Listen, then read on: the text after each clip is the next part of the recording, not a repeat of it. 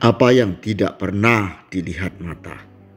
Tetapi seperti ada tertulis, apa yang tidak pernah dilihat oleh mata dan tidak pernah didengar oleh telinga dan yang tidak pernah timbul di dalam hati manusia, semua yang disediakan Allah untuk mereka yang mengasihi Dia.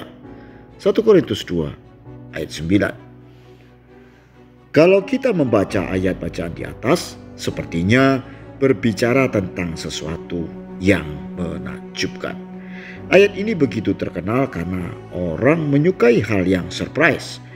Bahkan ada lagu yang memakai ayat ini sebagai syairnya.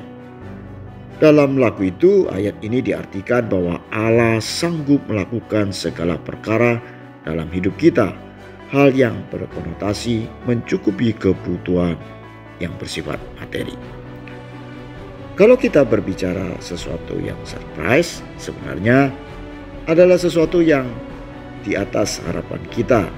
Misal kita berharap mempunyai sepeda motor, kemudian karena kebaikan bos kita, ia memberi mobil. Namun surprise semacam ini bukanlah surprise yang tidak pernah dilihat oleh mata dan didengar oleh telinga.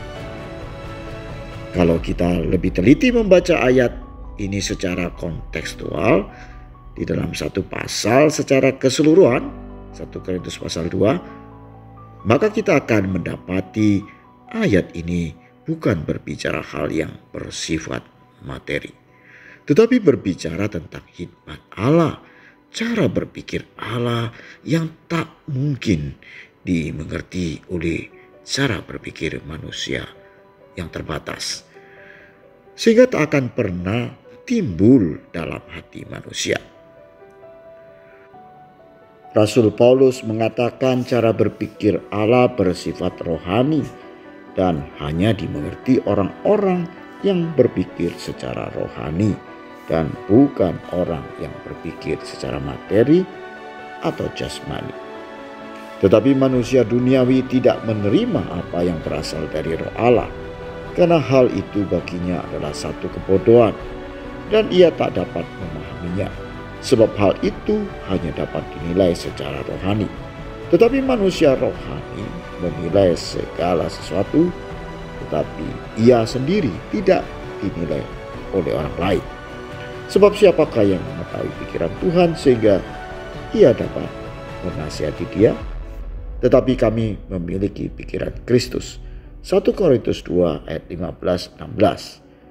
Jadi ayat ini jangan pernah lagi diartikan sebagai ayat surprise yang dapat mengabulkan harapan kita yang bersifat materi atau jasmani. Karena semua yang bersifat materi Anda bisa membayangkannya. Ayat ini sebenarnya berbicara tentang cara berpikir yang telah diperbarui, cara berpikir Allah yang tersembunyi dan rahasia, cara berpikir rohani bukan jasmani, dan cara berpikir Kristus yang dikaruniakan kepada Anda. Hal-hal rohani hanya bisa dimengerti secara rohani.